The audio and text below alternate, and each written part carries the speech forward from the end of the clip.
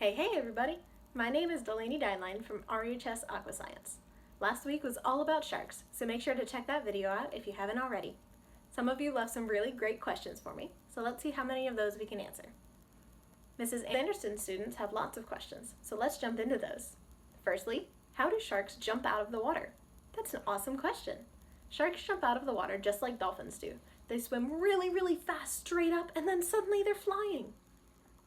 They also want to know how sharks can see 360 degrees. All sharks have the little specks I told you about in the last video, but hammerhead sharks are the only ones that can see all the way around. Their eyes can see sideways and behind, and the specks on their nose help them to see forwards.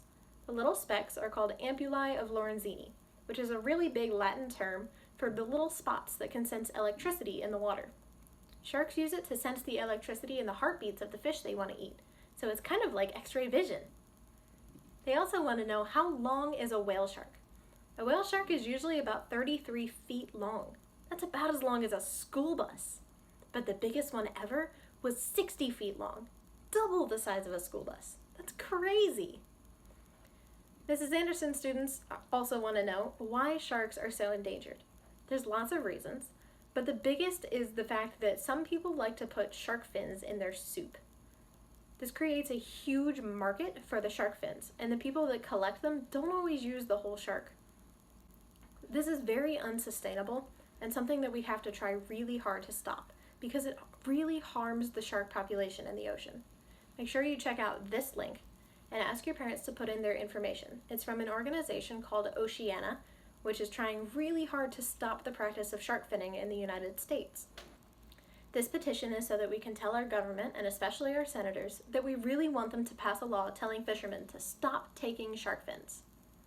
Alrighty then, let's jump into today's topic. The octopus. An octopus is what's called a mollusk, which means it has a shell. But they're so squishy. Where's the shell? Actually, one of the only hard parts of an octopus is their beak, or their mouth. This means that they can fit through any space big enough for their beaks to fit through.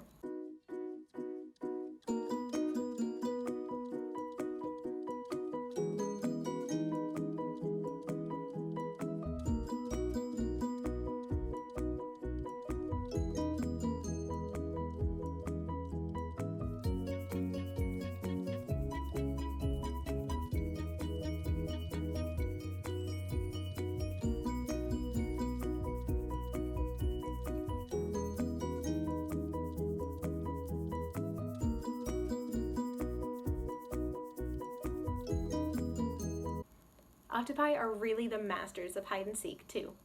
Not only can they hide in the smallest of spaces, they can hide in plain sight. Remember last week when I talked about how sharks can camouflage? Octopi can do the same thing, only way better. They can change color, shape, and even texture to match their surroundings. This is super helpful so that they can hide from predators like sharks.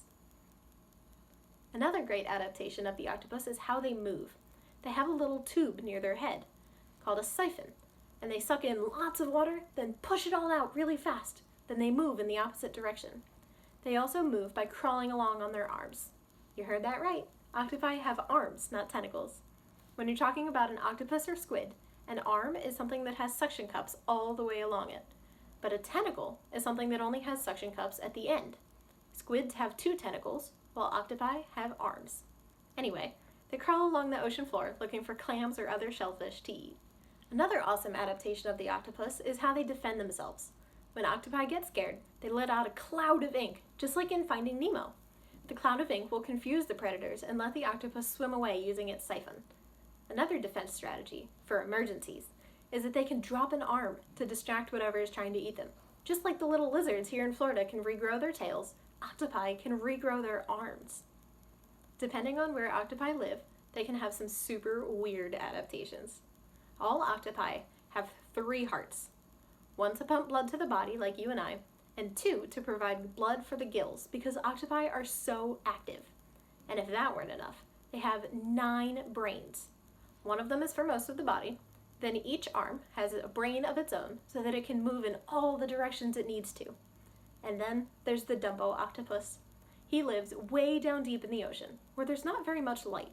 He has these little ear flaps, which is why he's called the Dumbo octopus, and his brain is shaped like a donut. It wrapped around his throat, so he has to be careful not to eat too much, or he could give himself a major headache.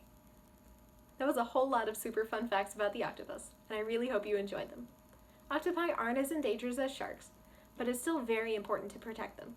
Always make sure to throw away or recycle your trash before it can blow into their ocean, and learn as much as you can about the ocean and its creatures. The more you know, the better you can help. Remember to check out rhsaquascience.com, and if you have any questions about octopi, the marine science program at Riverview, or the ocean in general, please fill out the Microsoft form and I'll see if I can answer it next time. See you all next week!